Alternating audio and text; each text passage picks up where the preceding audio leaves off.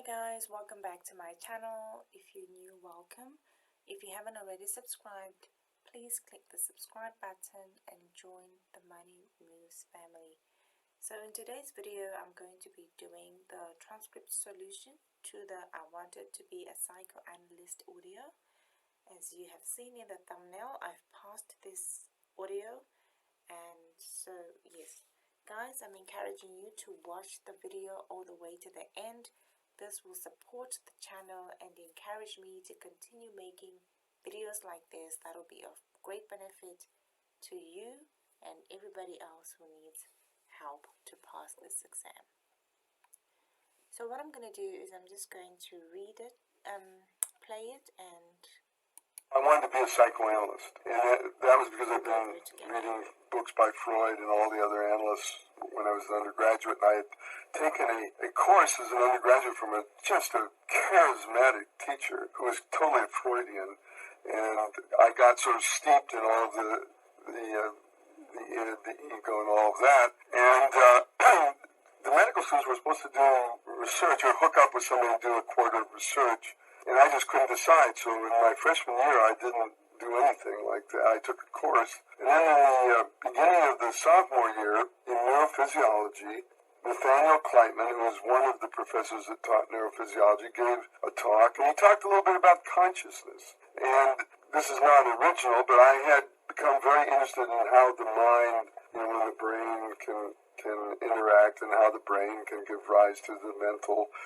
And I thought, well, here's this man studying sleep, and if we can learn what we lose when we fall asleep and what comes back when we wake up, that should certainly shed some light on how the brain creates a conscious mind. And so I knocked on his door. He opened the door not very widely. He was somewhat brusque. As I got to know him, I don't know why I feel I have to say this now, because some people have mentioned that I painted him as a little too abrupt. I grew to love him is the actual truth. But at any rate, I said, I'm very interested to work with you, not really knowing exactly what he did. And he said, have you read my book? And the book was Sleep and Wakefulness, first edition, 1939. It was extremely well written. And I think I was able to come back and say, well, I've read your book, which probably impressed him. And he said, you can work with me. And he put me immediately to work helping his only graduate student at the time.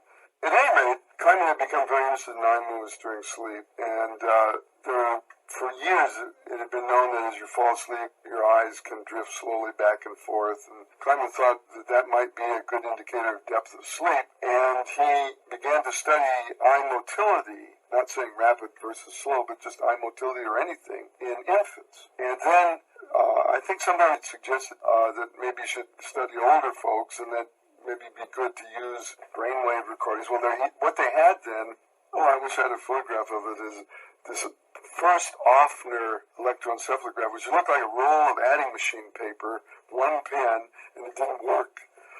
And fortunately for everybody, a cardiovascular physiologist named John Perkins, who was in the Department of Physiology, had been given a 4-channel, 4-amplifier Grass Model 3 vacuum tube electroencephalogram or polygraph, and he would let Ozerinsky use it. Ozerinsky discovered electroarchaeography. Now, the slow eye movements were very, very readily observed, both on the polygraph and in the subjects, but what originally were the first rapid eye movement recordings were thought to be artifacts, because those vacuum tube amplifiers, you breathe hard and you get artifact. And I would say that the rapid eye movements during sleep were discovered on the polygraph, not by looking at the subject. And it was quite a while before a system was developed, an array of plugging in the electrodes that could tell you that it was an eye movement, not an artifact. And then, of course, it was dramatic how rapid the eye movements were. I actually studied the velocity later, and it was exactly the same or teensy bit faster than waking saccadic eye movements. Once the dichotomy was, discovered, then this differentiation came about.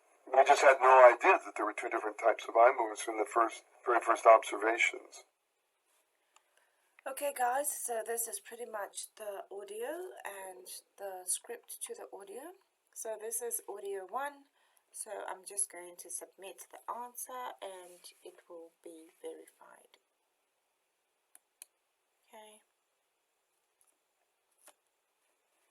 Alright, as you can see, I've done audio 1 and the pass mark is 95.75. So guys, thank you for watching the video, and once again, if you haven't already subscribed, please click the subscribe button and join the Money Moves family. I'll see you in the next